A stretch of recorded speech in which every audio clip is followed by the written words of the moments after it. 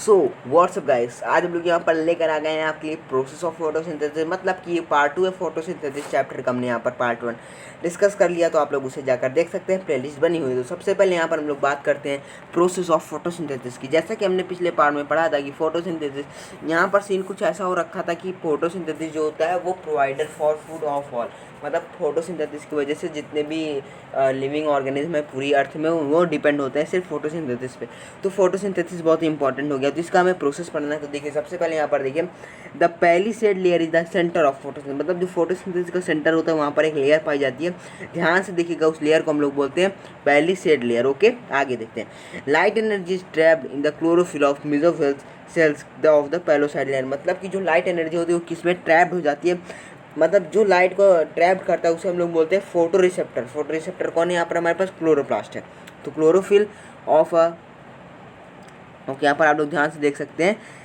अब यहाँ पर देखिए फोटोसिंथेसिस की एक बेहतरीन केमिकल इक्वेशन दी गई। आप लोग इसे पहले अपने मन में पढ़िए, उसके बाद फिर मैं आपको बताता हूँ, उसको समझाता हूँ। ओके चलिए ना।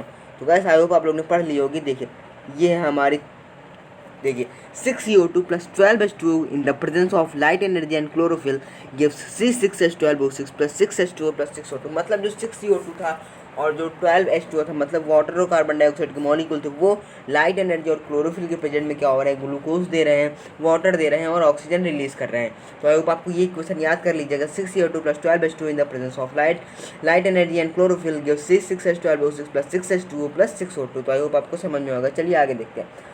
अब यहाँ पर जो फोटोसिंथेसिस के दो मेन और बहुत ही ज़्यादा इंपॉर्टेंट फेस आते हैं। तो यहाँ पर देखिए पहला फेस है हमारे पास मैकेनिज्म ऑफ फोटोसिंथेसिस। ये है हमारा फोटोसिंथेसिस का मैकेनिज्म किस तरह होता है, मतलब फोटोसिंथेसिस का पूरा स्ट्रक्चर किस तरह होता है। तो उसमें जो हमारा पहला आता है लाइट डिपेंडेंट फेस आता है। कौन सा आता है गैस, मैं भी आपको सब समझाऊंगा।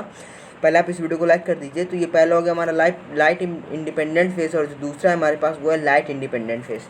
तो कैसे अब मैं आपको समझाता हूँ। देखिए लाइट डिपेंडेंट फेस को हम लोग यहाँ पर बोलते हैं, लाइट डिपेंडेंट फेस को हम लोग यहाँ पर बोलते हैं लाइट फेस, और जो लाइट इंडिपेंडेंट फेस होता है उसे हम लोग बोलते हैं डार्क फेस। ओके, तो लाइट इंडिपेंडेंट फेस को लाइट फेस, और लाइट इंडिपेंडेंट फेस को डार्क फेस, और लाइट डिपेंडेंट फेस को लाइट फेस।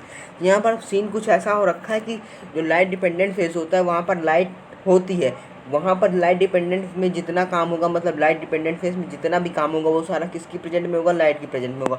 यहाँ पर ये लाइट और डार्क मतलब ये नहीं कि एक दिन में होगा एक रात में होगा, यहाँ पर ऐसा सीन नहीं हो रखा है। यहाँ पर सीन ऐसा हो रखा है, लाइट डिपेंडेंट फेस का मतलब होता है लाइट यहाँ पर ज़रूरी है, लेकिन डार्क इंडिपेंडेंट फेस का मतलब होता है अगर लाइट है तब भी काम चल जाएगा, नहीं है तब भी काम चल जाएगा। क्योंकि मतलब यहाँ पर ये कि इनको लाइट की ज़रूरत नहीं होती। लाइट इंडिपेंडेंट फेस में लाइट की कोई ज़रूरत नहीं होती, लेकिन लाइट डिपेंडेंट फेस में लाइट की ज़रूरत होती है। तो आई होप आपको पूरा मैकेनिज्म समझ में आएगा। चलिए आगे बढ़ते हैं। सो गाइस अब हम लोग यहाँ पर इन सब की डिटेलिंग करते हैं। सबसे पहले हम लोग यहाँ पर बात कर लेते हैं लाइट डिपेंडेंट फेस की, लाइट इंडिपेंडेंट फेस की।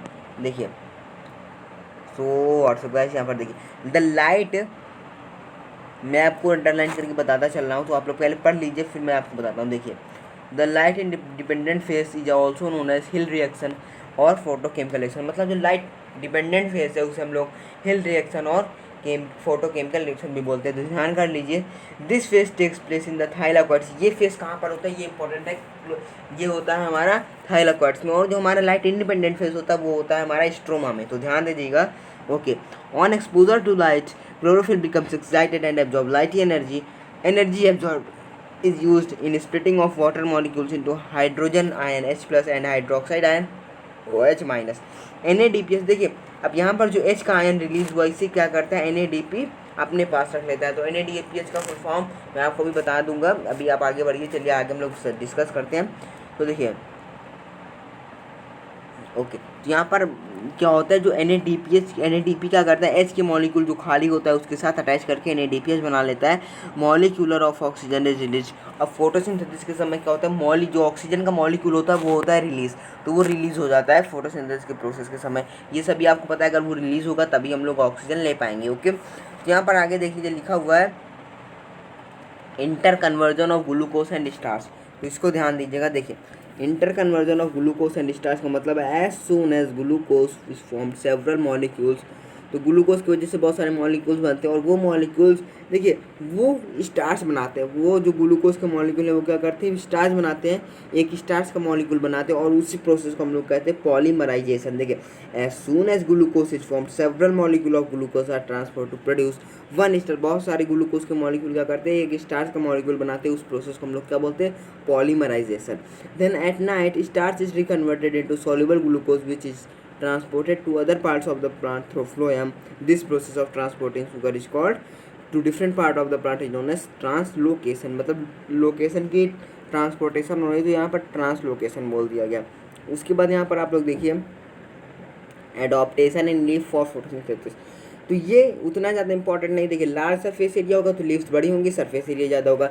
लीफ अरेंजमेंट की यहाँ पर बात करें तो leaf at right angle to source obtain minimum light. जो लीफ राइट एंगल पे होती है उनको लाइट कम मिलेगी।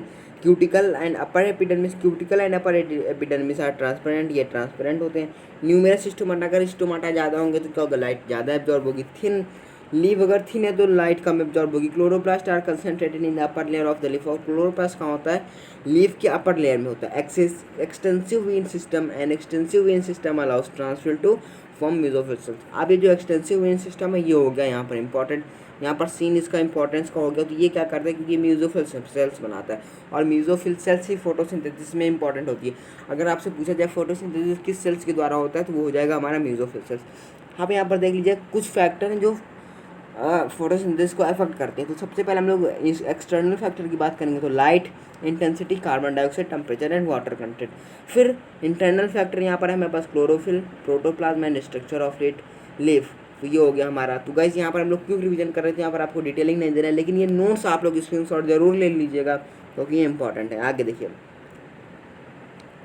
अब ये हमारे फोटोसिंथेसिस का एक्सपेरिमेंट में कुछ ज़्यादा इंपॉर्टेंट नहीं है। यहाँ पर देखिए importance of photosynthesis, provide food. सबसे पहले इसकी जो फोटोसिंथेसिस की इंपॉर्टेंस है वो सबसे पहले फूड देना है। ये डायरेक्टली और इनडायरेक्टली प्लांट को जो है फूड देता है, चाहे डायरेक्टली हो चाहे इनडायरेक्टली। लेकिन ऑक्सीजन ये जब फोटोसिंथेसिस की रिएक्शन हो रही होती है तब क्या करता है, ये ऑक्सीजन के मॉलिक्यूल को बाहर कर देता है, मतलब आउट कर देता है, मतलब उसको प्रोड्यूस कर देता है। तो वो क्या होता है, हम लोग ह्यूमन जो होते हैं उसे एब्जॉर्ब करते हैं एज अ एयर। तो ये हो गया हमारा इसकी इंपॉर्टेंस। उसके बाद यहाँ पर कार्बन साइकिल आप लोग एक बार ध्यान से देख लीजिए, ये मस्त फिगर स्क्रीनशॉट ले लीजिए। सो गाइस अब मैं यहाँ पर आपको नोट्स दिखाना चाहता हूँ, उसके बाद हमारा चैप्टर कंप्लीट हो जाएगा। सो गाइस सब लोग यहाँ पर आप लोग ध्यान से नोट्स का स्क्रीनशॉट ले लीजिए। ओके गाइस यहाँ पर देखिए सबसे पहले ये पहला पेज है, एक पेज में स्क्रीनशॉट ले लीजिए। फिर आप यहाँ से एक पेज का स्क्रीनशॉट ले लीजिए और थोड़ा इधर से ले लीजिए। तो गाइस अगर आपको ये वीडियो अच्छा लगा हो इस वीडियो को लाइक कर दीजिएगा, चैनल पे नए हो तो सब्सक्राइब जरूर कर देना क्योंकि हम लोग यहाँ पर आपके लिए ऐसे कंटेंट लाते रहेंगे। तो अब हम लोग अगले वीडियो में, तब तक के लिए ओके बाय।